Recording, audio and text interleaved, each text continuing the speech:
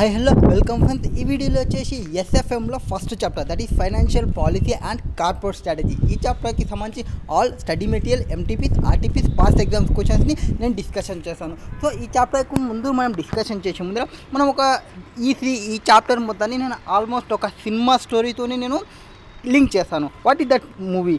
తిరు movie చూసినారా?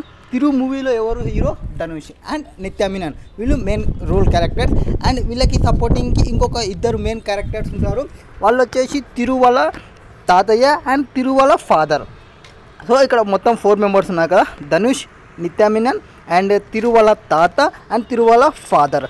So ఈ మూవీతోని మనం ఈ financial policy and corporate strategy చాప్టర్ని లింక్ చేసుకుంటూ పోదాము. So come to the first. What is there in question? Explain the interface of financial policy and strategic management. So financial policy అంటే ఏమి, స్ట్రాటజిక్ మేనేజ్మెంట్ అంటే ఏమి? The interface of strategic management and financial policy will be clearly understood if we appreciate the fact that the starting point of any organization is money and ending point of the organization is also money. So ఏదన్నా బిజినెస్ని start చేయాలనుకున్నా, start చేయాలనుకున్నా so మనకి starting point ఏమి money and ending point ఏమి money. So మన hero దగ్గర money లేకపోవడం వల్ల ఏ బిజినెస్ని స్టార్ట్ చేయడు, కానీ వాళ్ళ ఫాదర్ మనీని తీసి పెడుతుంటాడు. ఆ మనీ ఉందనేది ధనుష్కి తెలియదు అండ్ ఓన్లీ వాళ్ళ తాతకి వాళ్ళ ఫాదర్కి ఇద్దరికి మాత్రమే తెలుసు. So next, ending point of money. Now no organisation can run an existing business or to promote a new expansion project without sustainable internally mobilised financial base or both internally and externally mobilised base. So మన ప్రకాష్ రాజ్ ఏమనుకుంటాడు, ఈ మనీతో ఏదో ఒక business చేసుకొని ఉంటాడులే ధనుష్ అనుకుంటాడు. So మనకి ఏదైనా న్యూ ప్రాజెక్ట్ని స్టార్ట్ చేయాలి అనుకున్నా ఆర్ ఎగ్జిస్టింగ్ ప్రాజెక్ట్ని మనం మొబిలైజేషన్ చేసుకోవాలనుకున్నా మనకి కంపల్సరీ కావాల్సినది ఫైనాన్షియల్ బేస్ అనేది కావాలి. సో మన ప్రకాష్ రాజ్ ఫైనాన్షియల్ బేస్ని పెడుతుంటాడు ధనుష్ కోసం. నెక్స్ట్, ఇందులో 2 రకాలు ఉంటాయి. ఒకటి సోర్స్ ఆఫ్ ఫైనాన్స్, ఇంకోటి capital structure. Source of finance అంటే మనం బయట బ్యాంకుల నుంచి తీసుకొని రావడము ఆర్ మన ఓన్ క్యాపిటల్ని తీసుకొని రావచ్చు. సో మళ్ళీ దీనికోసం నేను తిరు నుంచి రఘువరన్ బీటెక్ లేకపోదాం. సో రఘువరన్ బీటెక్ లేకపోతే అందులో అతనికి 2 రకాల క్యాపిటల్స్ కావాల్సి వస్తాయి. సో వాళ్ళ ఫ్రెండ్ ఇంట్రడ్యూస్ చేసుకునే క్యాపిటల్ ఒకటి ఉంటుంది, that is finance capital. And వాళ్ళ ఇంటిని మార్టిగేజ్ పెట్టి తీసుకుంటారు. సో అది ఒక own capital structure and are the most important dimensions of the static plans. So అవి మెయిన్ ఇంపార్టెంట్ అన్నమాట, ఏది సోర్స్ ఆఫ్ ఫైనాన్స్ కానీ క్యాపిటల్ స్ట్రక్చర్ కానీ. And the need of fund mobilisation to support the expansion activity of firm is very vital for an organisation. The generation of any fund may arise out of own capital. So వాళ్ళ హౌస్ని mortgage పెట్టన్నా తీసుకోవచ్చు and borrowed capital అంటే బ్యాంకుల నుంచి borrow తీసుకోవడన్నా చేయొచ్చు. The company may issue equity shares. So own capital కోసం ఏం చేస్తారు, కొంతమంది ఈక్విటీ షేర్స్ని ఇష్యూ చేస్తారు ఆర్ కొంతమంది ప్రిఫరెన్స్ షేర్స్ని ఇష్యూ చేస్తారు ఓన్ క్యాపిటల్ కోసం అండ్ కొంతమంది డిబెంచర్స్ని రైట్ చేస్తారు. Next, public deposits for a fixed time period has also become a major source of short term and middle term finance. Organisation may offer high rate of interest then banking interest. So ఒకవేళ మీరు బ్యాంక్లో కాకుండా వేరే సైడ్కి పోయి borrowing తీసుకుంటే మీకు high rate of interest ఉంటుంది ఎక్కడ పోయినా. So high rate of interest అనేది ఛార్జ్ చేస్తారు, బ్యాంక్ వాళ్ళు అయితే తక్కువ రేట్ ఆఫ్ ఇంట్రెస్ట్ని మీకు ఛార్జ్ చేస్తారు. Next, attract investors and raise funds. The overdraft, cash credits, bill discounting, bank loan and trade credits and other sources. So మనకి different types of బ్యాంక్లో ఒక్కొక్క పేరు పెట్టి అమౌంట్ని ఇస్తుంటారు. ఒక డ్రాఫ్ట్ అంటే, ఒకటి క్యాష్ క్రెడిట్ అంటే, ఒకటి క్రెడిట్ కార్డ్ అంటే, ఒకటి బిల్ డిస్కౌంట్ అంటే, ఒకటి గ్యారంటీ అంటారు. సో డిఫరెంట్ టైప్స్ ఆఫ్ ఏమన్నా మనకి అల్టిమేట్ మనకి మెయిన్ ఏమి మనీ ఇవ్వడమే. Next, along with mobilization of funds, policy makers should decide on the capital structure to indicate that desired mix of capital. So ఒక బిజినెస్ని స్టార్ట్ చేయాలంటే, so Raghuvaran బీటెక్లో బిజినెస్ని స్టార్ట్ చేయాలంటే ఎంత క్యాపిటల్ ఆఫ్ ఓన్ ఉండాలి, ఎంత క్యాపిటల్ ఆఫ్ డెత్ ఉండాలని చూసుకోవాలి. బయట డెత్ నుంచి ఎక్కువ తీసుకుంటే బయట వాళ్ళకి షేరింగ్ ఇస్తే ఏమవుతుంది, VIP 2 మాదిరి, దట్ ఈస్ రఘువరన్ బీటెక్ 2 మాదిరి ఇంకొక వచ్చి మన బిజినెస్ని టేక్ ఓవర్ తీసుకుంటారు. సో అలా ఓన్ క్యాపిటల్ 51% మనది ఉంటే మనకి రైట్స్ ఉంటాయి, 51% అవతల వాళ్ళకు ఉంటే అవతల వాళ్ళు చెప్పినట్టు చేయాల్సి వస్తుంది. They are some norms for debt equity capital. So దీనికోసం కొన్ని నామ్స్ ఉన్నాయి. ఇవి ఐడియల్ నామ్స్ అంటే ఏమి ఆదర్శమైన నామ్స్. సో ఇది నువ్వు నాకు ఆదర్శం అంటారు కదా, సో దట్ ఈస్ పబ్లిక్ సెక్టార్కి కొన్ని నామ్స్ ఉన్నవి, ప్రైవేట్ సెక్టార్కి కొన్ని నామ్స్ ఉన్నాయి. పబ్లిక్ సెక్టార్లో ఏమంటే మన యొక్క పబ్లిక్ యొక్క మనీ ఇన్వాల్వ్ అవుతుంది కాబట్టి 1:1 ఉండండి అని చెప్తారు. అంటే 50% బయటి వాళ్ళది పెడితే 50% ఓన్ పెట్టాలి అని చెప్తారు. And where has private sector 2:1. So బయటి వాళ్ళది 1 పెడితే మీది ఓన్ది 2 ఉండాలి అని చెప్తారు. ఎందుకు 2 ఉండాలి? మీరు ఎప్పుడన్నా దివాలా తీయొచ్చు, సో మీది ఎక్కువ ఉంటే బెటర్ అని చెప్తారు. Next however this ratio is in ideal form. So ideal form అంటే ఆదర్శం ratio. So vary from industry to industry, ఒక ఇండస్ట్రీ నుంచి ఒక ఇండస్ట్రీలోకి సేల్ అవుతుంది. What is this industry? Real estate ఒక ఇండస్ట్రీ, సాఫ్ట్వేర్ ఒక ఇండస్ట్రీ, అండ్ సినిమా ఫీల్డ్ ఒక ఇండస్ట్రీ. సో ఒక ఇండస్ట్రీ నుంచి ఒక ఇండస్ట్రీలోకి ఈ ఐడియల్ ఫామ్స్ అనేది చేంజ్ అవుతాయి. What is this ideal forms? 2:1, 1:1 అనేది. ఇంకొక దానికి పోతే 3:2 ఉండొచ్చు, ఇంకొక దానికి పోతే 4:5 ఉండొచ్చు, అట్లా అనమాట. Next it also depending on planning mode and the organisation. Planning mode మనం ఎట్లా ప్లాన్ చేస్తున్నామో అనే దాన్ని బేస్ చేసుకుని కూడా ఉంటుంది. Next for capital incentives industry the proportion of debt to equity is much higher. So మామూలుగా ఇండస్ట్రీస్లో క్యాపిటల్ ఇన్సెంటివ్ దానిలో డెట్ని ఎక్కువ తీసుకుంటుంటారు. And similarly the case of high cost of projects is priority sectors and for the project is under developed regions. So కొన్ని ప్రాజెక్టులు అనేది high కాస్ట్లో ఉంటాయి. సో మొత్తం ఓన్ ఫండ్స్ అనేది మనం పెట్టుకోలేము. అనదర్ ఇంపార్టెంట్ డైమెన్షన్, ఇంకొక ఇంపార్టెంట్ డైమెన్షన్ ఏమంటే strategic management and financial policy interfere with the investment and fund allocation decision. A planner has to frame policies for regulation investment in fixed assets and for retaining the current assets. So ఇక్కడ planners ఏం plan చేస్తారంటే నువ్వు ఎంతైనా investment చేయి, maximum ఈ investment అనేది fixed assets మీద పెట్టుకోవడానికి చూసుకుంటారు, కరెంట్ అసెట్స్ మీద తక్కువ పెట్టుకోవడానికి చూసుకుంటారు. లైక్ మనకి డిమార్ట్ వాళ్ళు ఏం చేస్తారు, వాళ్ళు మ్యాక్సిమం ఓన్ బిల్డింగ్సే పెట్టుకోవడానికి చూస్తారు. ఎందుకు? ఓన్ బిల్డింగ్స్ పెట్టుకున్నామంటే we can save the rent. And ఆ చుట్టుపక్కల ఏమన్నా ప్లాట్ ఖాళీ ఉందనుకోండి, దాన్ని మళ్ళీ మనం రెంట్కి ఇవ్వచ్చు. సో నేను షాపింగ్ మాల్స్ పెట్టేది నేను బిల్డింగ్ రెంట్కి ఇవ్వడం కోసం, అంతేకాని నేను షాపింగ్ మాల్ని రన్ చేయడం లేదనేది డిపార్ట్ వాళ్ళు చెప్తారు. Next investment proposals moted by different business units may be divided into 3 groups. 1 type of proposal. So మనకి బిజినెస్ ప్రపోజల్స్ ఎట్లుంటాయి? ప్రపోజల్స్ వచ్చేసి 3 టైప్స్ ఉంటాయి. ఒక ప్రపోజల్ వచ్చేసి 1 type of proposal will be the for addition of new product by the firm. So ఒక firm ఒక కొత్త ప్రోడక్ట్ని తీసుకొని రావచ్చు, అది ఒక proposal. And another type of proposal will be to increase the level of operation of existing product through either increasing in proposal will B capacity, అంటే మనం ఉన్న ఎగ్జిస్టింగ్ కెపాసిటీని ఇంక్రీజ్ చేసుకోవడం, ఆర్ ఇంకొక ప్లాన్ పెట్టి అడిషనల్ కెపాసిటీలకి తీసుకొని రావడం, అట్లా తీసుకోవచ్చు సెకండ్ ప్లాన్. అండ్ ఎగ్జిస్టింగ్ దానిలో కొత్త ప్లాన్ని యూజ్ చేసుకోవచ్చు. నెక్స్ట్ లాస్ట్ వచ్చేసి కాస్ట్ రిడక్షన్స్. సో అన్నిటిలో కాస్ట్ తగ్గించుకుంటూ పోవడం, మనకి ఎక్కువ ఎంప్లాయీస్ ఉన్నాయనుకోండి తక్కువ ఎంప్లాయీస్ని తీసుకోవడం, ఆర్ హై పేమెంట్ చేస్తున్నాం అనుకోండి ఇన్ఎలిజిబుల్ పర్సన్ని తీసేయడం, అట్లా కాస్ట్ని తగ్గించుకోవడానికి చూస్తాం. సో 3 రకాలుగా ఆలోచిస్తారు బిజినెస్ పర్సన్. ఒకటి కొత్త ప్రోడక్ట్ని తీసుకొద్దామని, ఆర్ ఉన్న ప్రోడక్ట్కి చేంజెస్ చేసుకుంటూ పోదామని, అండ్ ఉన్న కెపాసిటీని ఇంక్రీజ్ చేసుకోవడానికి, అండ్ ఈ 2 కాదనుకుంటే 3వది కాస్ట్ రిడక్షన్ని చేసుకోవడానికి. Next now given the 3 types of proposals, a planner should evaluated each one of them by making within group comparison in the light of capital budgeting experience exercise. In fact, project evaluation and project selection are the 2 important jobs under the fund allocations. So planner takes task is to make the best possible allocation under the resource constraints. So ఎవరైతే planners ఉంటారో వాళ్ళు ఖచ్చితంగా possible అలొకేషన్స్ని చూసుకోవాలి, resource కాన్స్టెంట్స్ని చూసుకోవాలి. Next dividend policy అనేది ఇంకొక another area. Dividend పాలసీలో ఏం చెప్తామంటే ఫైనాన్షియల్ డెసిషన్కి మన యొక్క స్ట్రాటజిక్ పర్ఫార్మెన్స్ని ఎఫెక్ట్ చేస్తుంది. కంపెనీకి మనం ఎక్కువ డివిడెండ్ని పే చేస్తే ఈ కంపెనీ షేర్ హోల్డర్స్ ఎక్కువ డివిడెండ్ని తీసుకుంటున్నాయని షేర్ హోల్డర్స్ వాళ్ళు ఎక్కువ ఇన్వెస్ట్మెంట్ చేయడానికి చూపిస్తారు. ఒకవేళ డివిడెండ్ని తక్కువ పేమెంట్ చేస్తుంటే అందులో ఇన్వెస్ట్మెంట్ చేయడానికి షేర్ హోల్డర్స్ ఇంట్రెస్ట్ చూపారు. సో క్లోజ్ ఇంటర్ఫరెన్స్ ఈ need to be frame the policy to the beneficiary for all. Dividend policy decision deal with the extent of earnings to be distributed. అంటే మనం మన యొక్క earnings ఎంతైతే earnings వచ్చినావో ఎంత ఎర్నింగ్స్ని మనం distribute చేయాలి, అండ్ ఎంత ఎర్నింగ్స్ని మనం రీటైన్ చేయాలి అనేది మెయిన్ ఇంపార్టెంట్. ఈ రీటైన్ చేసి ఊరికి ఖాళీ పెడతామా అంటే నో, రీటైన్ చేసినది కంపల్సరీ ఎక్స్పాన్షన్ కోసం యూజ్ చేయాలి. సో ఇస్తే నువ్వు షేర్ కన్నా రీటైన్ చేసుకొని ఇంకొక కొత్త స్కీమ్లోకి పెట్టుకోవడానికన్నా ట్రై చేయండి, అంతేకాని ఐడియల్గా అయితే ఫండ్స్ని పెట్టకాకండి నేను చెప్తాను. Next from the point of view long term funding of business business growth. Dividend can be considered that part of total earnings which cannot be profitable utilized by the company. So మొత్తం వచ్చిన ప్రాఫిట్ని ఈరోజు sale చేసే next ఇంకొకసారి profit రానప్పుడు కానీ dividend ఇవ్వకుంటే so ఎప్పటికప్పుడు ప్రజెంట్లో చూసుకోమని చెప్తారు. కాబట్టి పాస్ట్ ఫ్యూచర్ కాకుండా కంపెనీ ఒకటే ఫ్యూచర్ గురించి ఆలోచించాలి. ఫ్యూచర్లో ఎప్పుడైనా ప్రాఫిట్ తగ్గినప్పుడు ఈ అలొకేట్ రిటైన్ చేసిన ప్రాఫిట్ని ఇవ్వడానికి మీన్స్ మెయింటైన్ చేసుకోవాల్సి వస్తుంది. So stability of dividend payment is reasonable consideration that can have positive impact of the share price.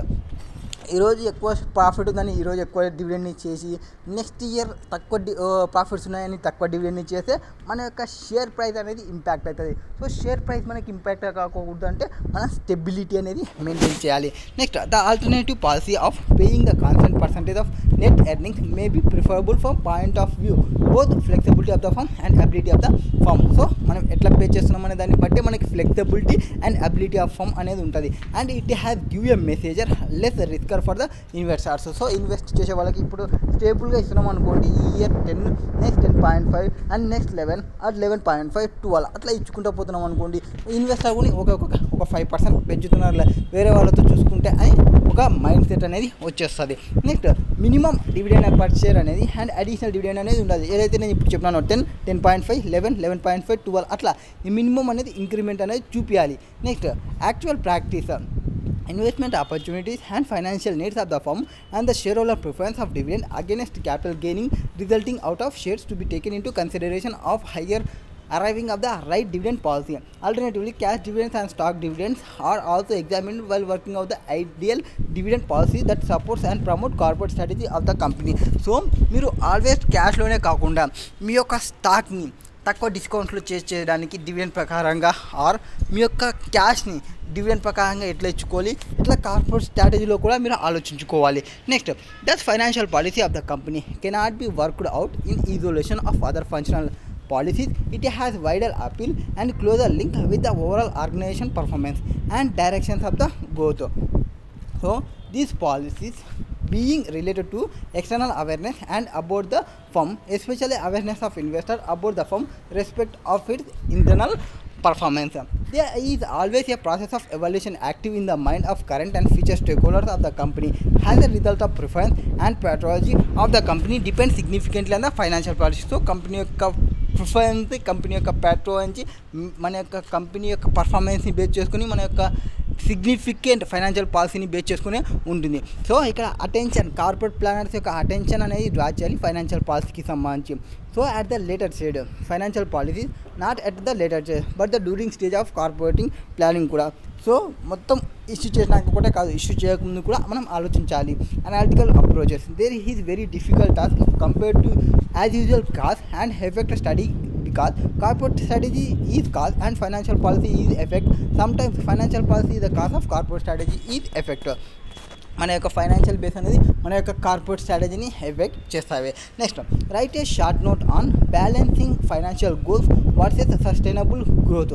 So the concept of sustainable growth can be helpful for planning health corporate growth. So మీ యొక్క health, మన యొక్క corporate health దాని యొక్క growth అనేది ప్రాపర్గా ఉండాలంటే మనం ప్లానింగ్ అనేది ప్రాపర్గా ఉండాలి. ప్లానింగ్ లేకుంటే మన యొక్క హెల్త్ అనేది ఎఫెక్ట్ చేస్తుంది. సో హెల్త్ ఈజ్ వెల్త్ అంటారు కదా, అట్లాగే హెల్త్ బాగుండాలంటే మీరు ప్రాపర్ ప్లానింగ్లో ఉండాలి. Next this concept forces manager to consider the financial consequences of sales increase and set sale goals growth and that consistent with the operating and financial policy. So దీనికి ఏం చెప్తారంటే మేనేజర్స్ వాళ్ళు compulsory మీ sales అనేది increase కావాలి, at the same time me sales యొక్క growth అనేది increase కావాలి. ఈ ఇంక్రీజ్ అయ్యేది కాన్స్టెంట్గా ఇంక్రీజ్ అయ్యేలాగా చూసుకోండి. అంటే ఈ మంత్ ఇంక్రీజ్ అయ్యి నెక్స్ట్ మంత్ డిక్రీజ్ అయ్యి ఆ మంత్ ఇంక్రీజ్ అయ్యి అట్లా కాదు, మనకు కావాల్సినది కాన్స్టెంట్ మెయింటైన్ చేసేలాగా చూసుకోనని చెప్తారు కాన్ఫ్లిక్ట్ అని. అండ్ ఒకవేళ అది కాన్ఫ్లిక్ట్ అయింది అనుకోండి can arise if growth objective are not consistent with the value of the organization sustainable growth. So మీ యొక్క సస్టైనబుల్ గ్రోత్ లేనట్లు ఒకవేళ మీరు కాన్స్టెంట్గానే లేకుంటే question concerning right distribution of resources may take difficult shape if we take into consideration the rightness not for the correct stake holders but for the future stake holders also. ఇక్కడ ఏం చెప్తానంటే మీ యొక్క distribution అనేది ఈరోజు ఉన్న share holders కోసం ఒకటే కాదు మీరు ఆలోచించాలి, ఫ్యూచర్లో వచ్చే షేర్ హోల్డర్స్ గురించి కూడా మీరు ఆలోచించాలి. అంటే ఈరోజు మన మూవీ ప్రకారంకి వస్తే తిరు మూవీకి ఈరోజు ఎవరు వచ్చినారో వాళ్ళ గురించి ఆలోచించి పక్కన ఉన్న రిసోర్సెస్ని పట్టించుకోడు అండ్ ఫ్యూచర్లో ఎవరు వస్తారనేది తెలుసుకోకుండా ఆలోచించకూడదు. సో మన హీరో ఏం చేస్తారు, ఎవరైతే ఫస్ట్ ఒక అమ్మాయి వస్తుందో పక్కనున్న నిత్యమిని పట్టించుకోకుండా వేరే వాళ్ళని పట్టించుకుంటాడు. అది ఆ పర్టికులర్ టైం వరకు మాత్రమే. అండ్ నెక్స్ట్ మ్యారేజ్కి పోతాడు, మ్యారేజ్కి పోతే ఇంకొక అమ్మాయిని చూస్తాడు, అది పర్టికులర్ వరకు మాత్రమే. సో ఓన్లీ కరెంట్ వాళ్ళ గురించి ఆలోచించకూడదు, నీ ఫ్యూచర్లో ఎవరు వస్తారనేది ఆలోచించాలి. వాళ్ళ గురించి ఆలోచించి మన కంపెనీ అనేది ప్లానింగ్ తీసుకోవాలి.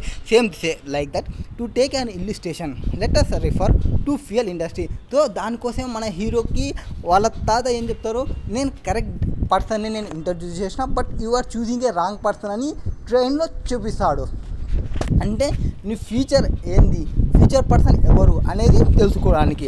నెక్స్ట్ ఇల్లుస్ట్రేషన్ ప్రకారం ఫ్యూయల్ ఇండస్ట్రీలోకి వస్తే మీరు ఒక ఎగ్జాంపుల్, మనం సినిమాటిక్లో పోతుంటే మన ఐసీఏ వాళ్ళు బిజినెస్ ప్రకారం పోతారు. అందులో ఏం చెప్తారంటే ఫ్యూయల్ ఇండస్ట్రీ అనేది మామూలుగా ఫ్యూయల్ ఇండస్ట్రీ వాళ్ళు ఫ్యూయల్ ఎక్కువ సేల్ చేస్తే డబ్బులు బాగా వస్తాయి, అమౌంట్స్ బాగా వస్తాయి, ప్రాఫిట్ బాగుంటాయి.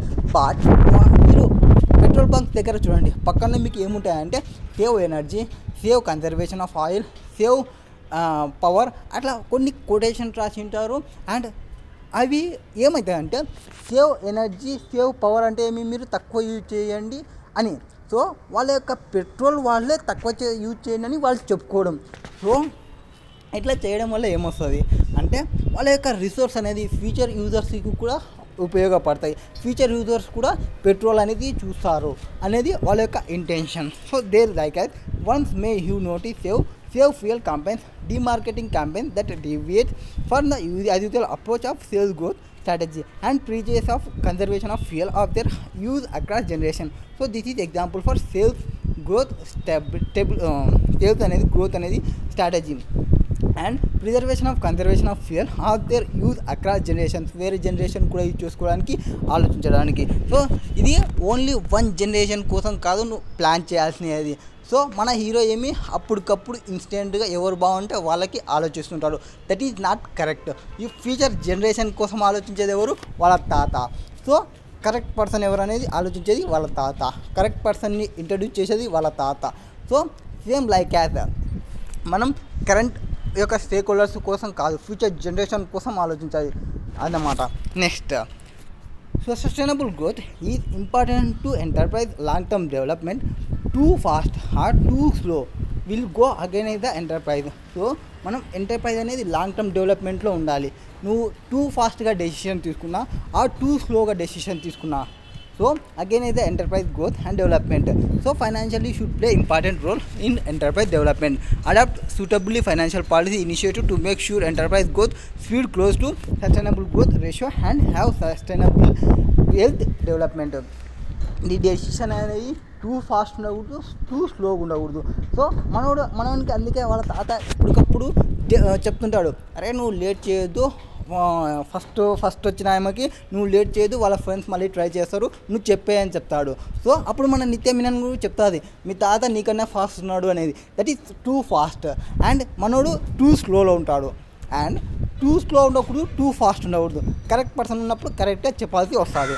Next, the sustainable growth rate గురించి కాన్సెప్ట్ రోబోట్ సి గేమ్స్ ఏం చెప్తున్నా అంటే a firm of maximum rate of growth in sales that can be achieved given in the firm profitability, asset utilization and dividend payout and debt ratios and sustainable. So and so ratios ni చూడాలి, ratios చూడాలి. ఈ robot C Higgins అనేది చెప్తున్నాడు, మనం ఏమేమి ఒక achieve కావాలంటే, గ్రోత్ని achieve కావాలంటే ఫర్మ్ ప్రాఫిటబిలిటీ చూసుకోవాలి, అసెట్ యూటిలైజేషన్ చూసుకోవాలి, డివిడెండ్ పావర్ట్ని చూసుకోవాలి, డెత్ రేషియోస్ని చూసుకోవాలి.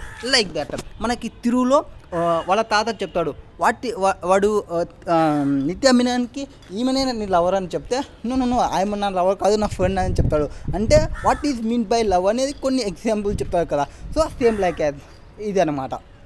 మన హిగ్గిన్స్, రోబోట్ హిగ్గిన్స్ ఇట్లా చెప్తున్నారు.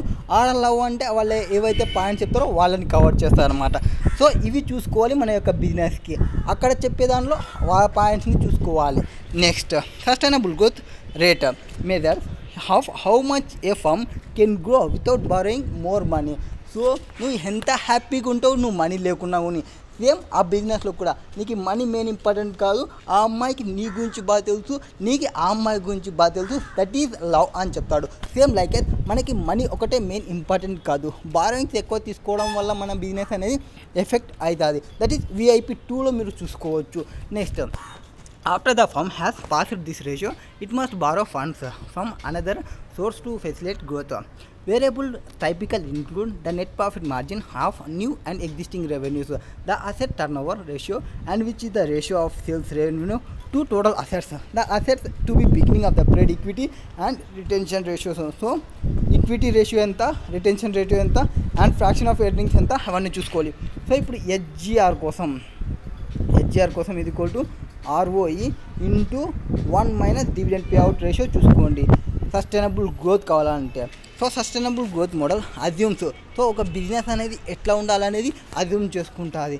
సో మన లైక్ హీరో మనకి లవ్ అంటే ఏమనేది వాడు కొన్ని అజంప్షన్స్లో ఉంటాడు కదా. సేమ్ లైక్ సస్టైనబుల్ గ్రోత్ అంటే కొన్ని అజంప్షన్స్ ఉంటాయి, ఆ అజంప్షన్ని వాడు ట్రైన్లో ఎక్స్ప్లెయిన్ చేస్తాడు. సేమ్ లైక్ ఇప్పుడు మనకి సస్టైనబుల్ గ్రోత్లో అజంప్షన్స్ అంటే ఎటుంటాయి, maintain the target capital without issuing new capitals. Next, maintaining target dividend payment ratio, మన టార్గెట్ క్యాపిటల్ ఎంతైతే ఉందో అది న్యూ ఈక్విటీ లేకుండా మనం మెయింటైన్ చేసుకోవాలి. డివిడెండ్ పేఅవుట్స్ అనేది మెయింటైన్ చేసుకోవాలి. And increase sales has rapidly has market conditions allow. Next, since the asset to beginning of the period equity ratio is constant and the firm only source of new equity, his retained earnings, sales and asset cannot grow any faster than retained earnings plus additional debt that the retained earnings can support. Next, the sustainable growth is consistent with the observed evidence that most corporations are linked to issue new equity.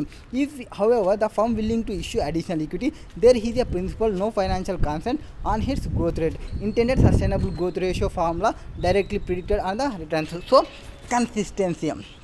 అనవసరంగా కొత్త దానిలోకి పోద్దండి. మన hero అనవసరంగా కొత్త దానికి పోతుంటాడు, but నిత్యమిన తన 6th class నుంచే consistency maintain చేస్తుంటుంది, వీని కోసమే ఉంటుంది. దట్ ఈస్ కన్సిస్టెన్సీ మెయింటెనెన్స్ అనేది మెయిన్ ఇంపార్టెంట్ సస్టైనబుల్ గ్రోత్కి. Next, explain the different levels of enterprise strategy, enumerate strategy at different levels hierarchy. So స్ట్రాటజీస్లో మనకి 3 టైప్స్ ఉంటాయి. What is there 3 types? Corporate level strategy, business level strategy and functional level strategies. Corporate level strategy fundamentally is concern with selection of business in which company should compete. Corporate level strategy should be able to answer 3 basic questions. So corporate level స్ట్రాటజీలో ఏముంటుందంటే, మనకి ఒక బిజినెస్ని selection చేసుకోవడానికి ఎట్లుండాలి ఏం లేదనేది వాళ్ళు చూసుకుంటారు. ఇక్కడ మనం కార్పొరేట్ లెవెల్ అంటే మనం ఎగ్జాంపుల్ ఎవరు తీసుకోవాలంటే నిత్యామినే తీసుకోవాలి. సో నిత్యామినన్ అనేది కార్పొరేట్ స్ట్రాటజీకి తీసుకుంటే, ఆమె సెలెక్షన్ ఆఫ్ బిజినెస్ అంటే ఆమె ఒక బిజినెస్ని ఆల్రెడీ ఒక జాబ్ చేస్తుంటుంది అండ్ కెనడాకి పోవాలా పోకూడదు అనేది చూసుకుంటుంది. అండ్ కెనడాకి పోకూడదు అది ఆమె ఇష్టమే ఉంటుంది. And same like as corporate strategy should be able answer 3 basic questions. 3 basic క్వశ్చన్స్ని ఆలోచించుకోవాలి. What is the 3 basic questions? Suitability, feasibility, acceptability. ఈ జాబ్ నాకు సూటబుల్ అవుతుందా, ఈ బిజినెస్ నేను స్టార్ట్ చేస్తాను అంటే మనం బిజినెస్ పాయింట్ ఆఫ్ వ్యూలో ఆలోచించాలి. నేను మూవీ పాయింట్ ఆఫ్ వ్యూలో జాబ్ అని చెప్తున్నా, but business point of view ఈ బిజినెస్ నేను స్టార్ట్ చేస్తే నాకు సూటబుల్ ఉంటుందా ఉండదా అనేది చూసుకోవాలి. And feasible, number of kind of resources, నేను ఈ బిజినెస్ని స్టార్ట్ చేయడానికి నాకున్న రిసోర్సెస్ ఏమున్నాయి అనేది చూసుకోవాలి. Next, acceptable, stake holder satisfactions. So నా యొక్క స్టేక్ హోల్డర్ సాటిస్ఫై అవుతారా కారా అనేది చూసుకోవాలి. సేమ్ మైక్ మన ఎగ్జాంపుల్లోకి వస్తే నిత్యామినన్ కెనడాకి పోవడానికి ఆలోచిస్తుంది. సో కెనడాకి పోవడానికి ఆ జాబ్ అనేది నాకు సూటబుల్ అవుతుందా అనేది ఆమె చెక్ చేసుకుంటుంది. నెక్స్ట్, ఆమెకున్న రిసోర్సెస్ చూసుకుంటుంది, అంటే అక్కడ పోతే ఎట్లా ఉంటుంది ఎట్లా లేదనేది ఆమెకున్న రిసోర్సెస్. అండ్ తర్వాత యాక్సెప్టబిలిటీ, వాళ్ళ ఫ్యామిలీ యాక్సెప్ట్ చేస్తుందా. అండ్ ఒకవేళ తిరును వదిలిపెట్టి పోయినా తిరు విడిచిపోడా అవన్నీ చూసుకుంటుంది. సో మన తిరు సాటిస్ఫై అవుతారా, వాళ్ళ ఫ్యామిలీ సాటిస్ఫై అవుతారా, వీళ్ళందరినీ వదిలిపెట్టినందుకు పోయినందుకు అందరూ సాటిస్ఫై అవుతారా అనేది ఆలోచించుకుంటుంది. సో అవి 3 ఆలోచించుకోవాలి. ఒకటి suitable, feasible and acceptable. Next, business unit level strategy. At the business unit level strategy, the strategic issue or about practical coordination of operating units and about developing and sustaining compete advantages for the product service that are produced. That is మన తిరువల తాత. So తిరు వాళ్ళ తాత ఏం చేస్తుంటాడు, coordinate చేస్తుంటాడు. ఒకటి నిత్యా మీనన్ని హీరోని కలపడానికి, ఒకటి అండ్ హీరోని మంచి పొజిషన్లోకి తీసుకురావడానికి, వానికి జాబ్ తేవడానికి, వాడు ఎడ్యుకేషన్ రావడానికి. సో రెండింటిని కోఆర్డినేట్ చేస్తుంటారు. సేమ్ లైక్ యాజ్ బిజినెస్ యూనిట్లో ఇష్యూస్లో both practicality coordination in operating యూనిట్స్లో and about developing and sustaining competitive అడ్వాంటేజెస్ని ఈ రెండింటి యొక్క ఇష్యూస్ని వీడు చూసుకుంటూ ఉంటారు for products or services that are ప్రొడ్యూస్కి సంబంధించి. Next level functional level strategies. వీళ్ళు ఏమంటే ఊరికే వర్క్ చేస్తుంటారు. Who is this functional level strategy? మన దానిలో ప్రకాష్ రాజ్ రోల్ ఏమి ఇందులో? హీరో వాళ్ళ ఫాదర్ జస్ట్ జాబ్ చేస్తుంటాడు, వర్క్ చేస్తుంటాడు. అమ్మని తీసుకొచ్చి వీళ్ళ సన్ అకౌంట్, మన ధనుష్ అకౌంట్లో వేస్తుంటాడు, డిపాజిట్ చేస్తుంటాడు. Same like as the functional level is level of operating division department. The strategic issues at this level or related to functional business process and value chain. So వీళ్ళు చెప్పినది అంటే వాళ్ళ father చెప్పినది వింటుంటాడు and నిత్యా మీనన్ చెప్పేటివి కూడా వింటుంటాడు. Corporate level strategy ప్రకారం వాళ్ళే వినాలి and వాళ్ళ ఫాదర్ చెప్పేటివి కూడా వినాలి. That is functional strategy. And functional level strategies in R&Dలో ఉండొచ్చు, మనకి ఆపరేషన్స్లో ఉండొచ్చు, మ్యానుఫ్యాక్చరింగ్లో ఉండొచ్చు, మార్కెటింగ్లో ఉండొచ్చు, ఫైనాన్స్లో ఉండొచ్చు, హ్యూమన్ రిసోర్స్లో ఉండొచ్చు. సో ఏదో ఒక డిపార్ట్మెంట్లో ఉంటాడు. సో మనోడు పోలీస్ డిపార్ట్మెంట్లో ఉంటాడు Prakash Raj. And coordinate of resources through which business unit strategies and executed effectively and efficiently. What ever the మనకి శాలరీ వస్తుందో ఆ శాలరీ వచ్చేదాన్ని ఎఫిషియెంట్లీగా యూటిలైజ్ చేసుకుంటూ ఆ ఫ్యామిలీని రన్ చేసుకుంటూ రిమైనింగ్ అమౌంట్ని తిరు అకౌంట్లో డిపాజిట్ చేస్తుంటాడు. That is functional level strategy. So ముగ్గురు వచ్చేసినారా? Corporate Nithya Menon, business level Thiru వాళ్ళ తాత అండ్ ఫంక్షనల్ లెవెల్ వచ్చేసి Prakash Raj. Next functional units of an organisation are involved in higher level strategies by providing inputs to the business unit level. And functional లెవెల్లో ఏం చేస్తారంటే higher level వాళ్ళు ఏవైతే ఇన్పుట్స్ ఇస్తారో, అంటే నిత్యా మీనన్ ఏవైతే ఇన్పుట్స్ ఇస్తావో వాటిని తీసుకుంటా and corporate level strategies and such providing information on customer feedback and resources and capabilities on which the higher level strategies can be based. So higher level strategies ఏమైతే ఇస్తున్నారో వాటిని బేస్ చేసుకొని చేస్తుంటారు. Next on the higher level strategy he developed the functional units translate them into discrete action plans that each department or divisions must accomplish for the strategy to success. So corporate వాళ్ళు చెప్తుంటారు మీరు ఇట్లా చేయండి, ఇట్లా చేయకాకండి, ఇట్లా చేయండి అని. So అందులో మనకి నిత్యం నేను చెప్తుంది అంటే ఎస్ ప్రకాష్ రాజ్కి చెప్తుంది, నువ్వు తిట్టాలనుకుంటే తిట్టు బట్ కొట్టొద్దు అని చెప్తుంది. చాలా ఫోర్స్గా చెప్తుంది. అండ్ ఫోర్స్గా చెప్పినంత మాత్రాన మన కార్పొరేట్లో కూడా మనకి ఎంప్లాయర్ ఎవరైతే ఉంటారో, ప్రిన్సిపల్ ఎవరు ఉంటారో తిట్టొచ్చు, తిట్టిన తర్వాత మళ్ళీ దగ్గరికి తీసుకోవాలి. సో సేమ్ మన కార్పొరేట్ లెవెల్లో ఎట్లయితే ఉంటుందో నిత్యా మీనన్ సేమ్ అట్లనే చేస్తుంది. ఫస్ట్ ప్రకాష్ రాజ్ని తిడుతుంది, మళ్ళీ తర్వాత ఫాస్ట్గా పోయి మళ్ళీ ఆ షూని పాలిష్ చేస్తుంది. దట్ ఈస్ కార్పొరేట్ లెవెల్ యొక్క మైండ్ సెట్. అది తిట్టాల్సినవి తిట్టడం, అనాల్సినవి అనడం, తర్వాత వాళ్ళని మంచిగా చేయడం. That is corporate level strategy. This is action plan that each department or division must finance human resource and research and development. Finance assumes highest important. So finance అనేది హైయెస్ట్ ఇంపార్టెంట్ మనకి. Doing top down and bottom up interactions of planning. So top down వాళ్ళకి and bottom up approach వాళ్ళకి interaction అనేది main important. Corporate strategy deals with deployment of resources. Financial strategy is mainly concern with mobilization of 3 major components financial planning. What are the 3 major plannings? ఒకటి financial resources. So financial resource కోసం ఆమె ఏం చేస్తుంటుంది, job చేస్తుంటుంది. Next financial tools ఏమున్నాయి అనేది చూసుకుంటుంది. Next financial goals ఏమనేది చూసుకుంటుంది. So FR plus FT is equal to FG. Now explain the functions of strategic financial management. SFM అంటే ఏమి? ఎస్ఎఫ్ఎం ఏమంటే మన యొక్క ఫైనాన్షియల్స్ని మేనేజ్మెంట్ చేయాలి. ఎట్లా మేనేజ్ చేయాలి? ఒక స్ట్రాటజిక్ వేలో చేయడానికి దానికి ఫంక్షన్స్ ఏమనే చెప్తారు. Are the investment and finance decision functions involve many functions. Explain ఏమేమి ఇన్వాల్వ్ అయింటాయి అంటే మీకు ఈ ఇన్వెస్ట్మెంట్ అండ్ ఫైనాన్షియల్ డెసిషన్లో ఏమేమి ఇన్వాల్వ్ అయింటుంది? ఒకటి continual search for best investment opportunities. So మన నిత్యా మీనన్ కంటిన్యూవర్గా సర్చ్ చేస్తుంటుంది బెస్ట్ ఇన్వెస్ట్మెంట్ ఆపర్చునిటీ కోసం. సో బెస్ట్ అని కెనడా చూస్ చేసుకుంటుంది. Next selection of best profitable opportunity. So నేను కెనడాకి పోతే మంచి ఆపర్చునిటీ అనేది కరెక్ట్గా సెలెక్ట్ చేసుకుంటుంది. Next determination of optimal mix of funds for opportunity. మన ఎగ్జాంపుల్ ప్రకారం చూసుకుంటే మిక్సింగ్ ఆఫ్ ఫండ్స్ అనేది అంటే ఎంతవరకు లవ్కి టైం ఇవ్వాలో అంతవరకు ఇస్తుంది, ఎంతవరకు జాబ్కి టైం ఇవ్వాలో అంతవరకు టైం ఇస్తుంది. ఈ మూడు. Next establishment of systems of internal controls. So internal controls అంటే వాళ్ళ మామ, వాళ్ళ నాన్న, వాళ్ళ తమ్ముడు మెయిన్ తమ్ముడు కూడా సేమ్ ఇంటర్నల్ ఒక సిస్టమ్ మెయింటైన్ చేసుకుంటుంది, ఈ క్రియేట్ చేసుకుంటుంది. సేమ్ ఆ ఎగ్జాంపుల్ ప్రకారం మన కంపెనీ వాళ్ళు ఏం చూస్తారంటే ఆల్వేస్ బెస్ట్ ఇన్వెస్ట్మెంట్ ఆపర్చునిటీ కోసం చూస్తారు అండ్ బెస్ట్ ప్రాఫిటబుల్ ఆపర్చునిటీ కోసం చూస్తారు. మనం ఎంత డెబ్ట్ని తీసుకోవాలి, ఎంత క్యాపిటల్ని తీసుకోవాలని చూస్తారు అండ్ ఇంటర్నల్ కంట్రోల్ సిస్టమ్ని ఎస్టాబ్లిష్మెంట్ ప్రాపర్గా చేస్తారు. Next what are the key decisions falling within the scope of financial strategy or has a financial strategies you will depend on certain key financial decisions.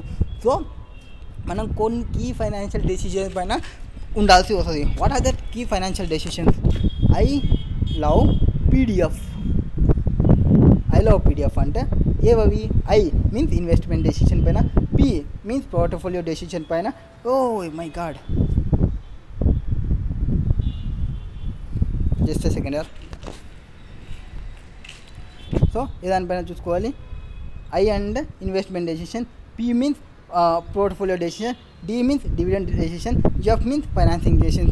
ఇవి key decision. ఒక యొక్క ఫైనాన్షియల్ స్ట్రాటజీకి key decisions అంటే ఏమి? I love PDF, that is I for investment decision, P for portfolio decision, D for dividend decision, F for financing decisions. Now what is there in financing decision? Financing decision అంటే ఏమి? This decision deal with mode of financing are mix of equity capital and debt. So మనం ఏ mode of financing తీసుకోవాలి మనం అనేది చెప్తుంది. అంటే death ఎంత ఉండాలి, ఈక్విటీ ఎంత ఉండాలి అనేది ఫైనాన్సింగ్ డెసిషన్లో చూసుకుంటారు. Next investment decision. This decision involve the profitability utilization of a funds especially in long term project. So maximum long term projects మీద పోతారు, క్యాపిటల్ ప్రాజెక్ట్స్ మీద పోతారు. The project are evaluated in relation to their expected returns and risk. So ఈ projects అనేవి మెయిన్గా ఎంత expected returns ఉన్నాయి, మనకి ఎంత రిస్క్ వస్తుంది అనేది ఎక్స్పెక్ట్ చేసుకుంటారు ముందరనే ఇన్వెస్ట్మెంట్ డెసిషన్ పోయే వాళ్ళు. Next dividend decision. This decision determine the decisions of earning between payment to share holders. So payment to share holders and reinvestment on the company. డివిడెండ్లో ఏమి, ఎంత మనం పేమెంట్ చేయాలి మన యొక్క షేర్ హోల్డర్స్, ఎంత రీఇన్వెస్ట్మెంట్ చేయాలనేది ఈ డెసిషన్లో ఉంటుంది. Next portfolio decision. A portfolio decision refers to collection of investment tools such as stock, shares, mutual funds, bonds, cash and so on depending upon the investor income, budget and convenient time frame. Next, explain what makes organization financially sustainable. So ఒక organization అనేది ఫైనాన్షియల్గా sustainable ఉండాలంటే, ఫైనాన్షియల్గా sustainable అంటే ఏముండాలి అంటే, to be financially sustainable organization must be have more than one source of income ఉండాలి. So ఇక్కడ మనకి ఆ తిరు మూవీలో నేను మంచి జాబ్ చేస్తా అని మన ధనుష్ అంటే, మన నిత్య మీనన్ ఏమంటుంది, ఇక్కడ 2-3 డిగ్రీలు ఉన్న వాళ్ళే 2-3 జాబులు చేస్తుంటే సర్వైవల్ కష్టం అని చెప్తారు. సో ఒక్కటే సోర్స్ పైన డిపెండ్ కాకూడదు, 2 or more సోర్స్ పైన డిపెండ్ కావాలి. So have more than 1 source. నీకు 2-3 డిగ్రీలు ఉన్నా బయట జాబ్స్ రానికుండా ఖాళీ ఉన్న వాళ్ళు చాలామంది ఉన్నాయని చెప్తుంది కదా, దట్ ఈస్ ఆ పాయింట్కి లింక్ చేసుకోండి. సో ఒక సోర్స్ పైన ఎప్పుడు మీరు డిపెండ్ కాకండి. Next have more than 1 way of generating incomes. So నువ్వు ఓన్లీ ఒక వే ఆఫ్ జనరేటింగ్ ఇన్కమే కాదు, వేరే జనరేషన్ ఆఫ్ ఇన్కమ్ని కూడా ఆలోచించండి. Next do strategic actions and financial planning regularly. నువ్వు ఎప్పటికప్పుడు స్ట్రాటజిక్గా ఆలోచించు అండ్ ఫైనాన్షియల్ ప్లానింగ్ రెగ్యులర్గా చెయ్యి. Next have advocate financial systems. So advocate financial system అనేది ఉండాలి. Next have good public image. నీ యొక్క ఇమేజ్ని నువ్వు ఎప్పుడు డిక్రీజ్ చేసుకోవచ్చు. సో పబ్లిక్ దగ్గర నీకు గుడ్ ఇమేజ్ని మెయింటైన్ చేయి. Next be clear about its value clarity and have financial అటానమిటీ.